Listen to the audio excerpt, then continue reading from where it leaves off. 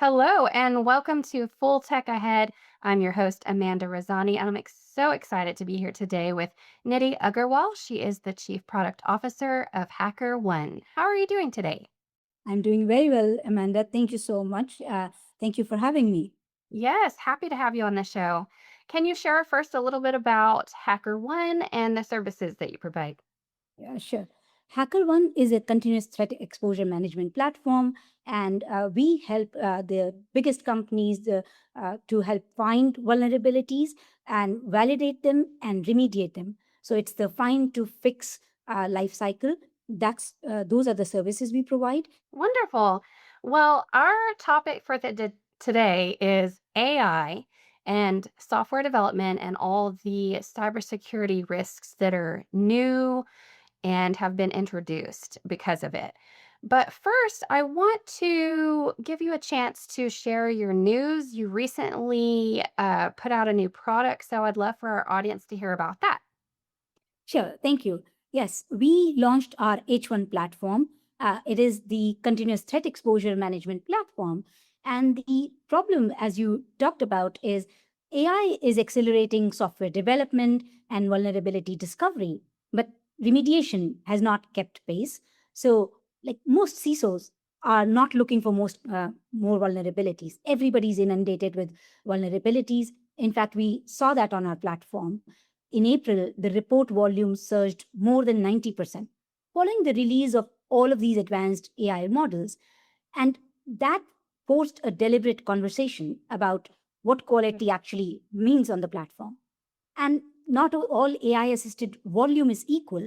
So we had to really validate what is true exposure. What out of all of these reports are the kinds of vulnerabilities that represent true exposure for you, which means that they can be exploited, and which ones are already stopped by your security controls.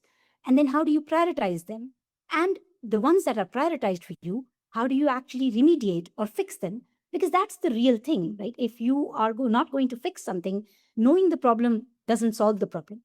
So that's the H1 platform, bridges the gap between finding the risk and fixing the risk. That's the defining platform. And H1 platform is built for continuous discovery, validated exploitability, prioritized action, and remediation at AI scale. That's what we launched. Wonderful. Well, that will certainly be helpful. And I feel that that is a good segue then into that topic. So, from your experience, what are some of the newer or more recent cybersecurity risks or challenges that business leaders are facing with the use of AI in software development? So the whole cybersecurity paradigm itself was built on the premise that security vulnerabilities, once they were discovered, you had a little bit of time before they could be exploited, and you had time to remediate them. But that paradigm itself has changed with AI. We have something called the zero-day clock, which means that that is tracking how much time there is now between when a vulnerability is discovered before it is exploited. That time has steadily gone down from it used to be about a month last year to a matter of a few hours now in this year with AI. Because the moment it is discovered, it can be exploited. In some cases, there are adversaries who've exploited vulnerabilities in less than 10 minutes. So that's the scale. And now you can do it at scale. Every adversary who has an access to a model can try an attack. So now you have to try and do your security defense also at machine scale. You cannot operate at human speed. So now defense has to operate at that AI offensive scale. And with what we're seeing is the moment we are in is the cost of an attack is going down faster and faster. It's almost coming down to zero. Meanwhile, the attack surface is also growing really fast because recent surveys indicate that 73% of engineering teams now use AI coding tools daily. And AI powered security tools are surfacing those vulnerabilities. So now that remediation gap is increasing. In fact, on our platform, we published this research that even as we are fixing vulnerability, the time to fix vulnerabilities is getting faster. We can fix vulnerabilities now 80% faster. The critical vulnerability backlog has grown 25x. That's the gap that CISOs and organizations are facing. So we need a complete redesign of our security architecture for this AI era. Wow. So what you're saying essentially too is we've got to fight AI with AI. Yes. Yeah. Yeah. So what is the first place to start when it comes to better protection of companies and their software and their tools? So the first place to start, I would say, is do the basics right. Take stock of what assets do you have. Do you know like what assets are vulnerable in the sense of what is connected to the internet? What is your attack surface? What are the things that are most important to you? For example, what are the crown jewels? And that is the first place to start. Uh, Doing it after doing the inventory for your code. Have a static analysis of your code. Do the analysis, what is my code vulnerable to? It's a defense in depth approach. Then move up the stack and say, how can I now see when this code is dynamically? How do I test for that? Then test it adversarially. Okay, I've tested it defensively, but an attacker is going to test it adversarially. How do I test it in that motion adversarially? And do that continuously with AI. Don't do periodic testing because the periodic testing was maybe quarterly or annually. That speed doesn't work anymore. And then at the end, you still have to have, like, you do all of this with AI. The ultimate test is how do you think like adversary who is a human with powered with AI, right? There is a human with AI. That's where the ethical researchers, the security researchers come into play. The security researchers are also adopting AI. On our platform, we see that like a lot of our, most of our researchers are now finding vulnerabilities using AI. That's the test. Like, how are they testing your environment? So that defense in depth approach helps you protect at multiple layers. There is no silver bullet. You have to use AI to scale, and you have to use human creativity and discernment to find the novel and edge cases. And those two loops have to work together. Yeah, the human is still a very important part of the process. Mhm. Yeah, the human cannot be in the critical path, but the human is very important for that creativity and the adversarial judgment. Absolutely. Well, so AI is advancing and it's evolving. And so, what is the next thing that business leaders need to be on the lookout for and prepared for? So business leaders need to be on the lookout for one. The It's not about a particular model. Right? We hear a lot about this model or that model. This model has gotten this capability. From now on, the models are going to get better and better. We are in an era where most models, right, and open source models or frontier models will have the capability to discover new vulnerabilities. So we have to prepare for that world. So we have to prepare for a world where attacks will come faster, attacks will come at scale, and it's continuous. So defense has to be continuous. This is where, to your point earlier, fight AI with AI. Prepare for that world where you are defending yourself continuously, you are testing continuously, you are validating what is actual risk continuously, and then you are prioritizing continuously and then remediating continuously. So you can't afford to have cycles where remediation takes longer and longer and you are not making security a priority. So security becomes a board level conversation. We have a concept called exposure debt.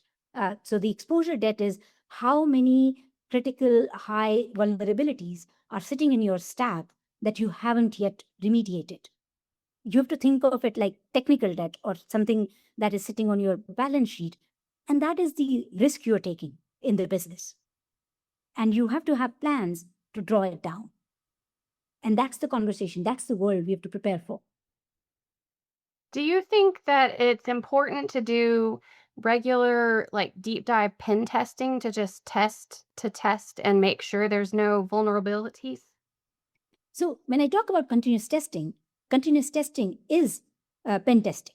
Okay. It is AI driven pen testing. It is right a combination of human and AI pen testing, and you have to do both what we call black box pen testing, which is outside in, thinking like an adversary, and then a combination of what we call white box pen testing, where you have access to the source code.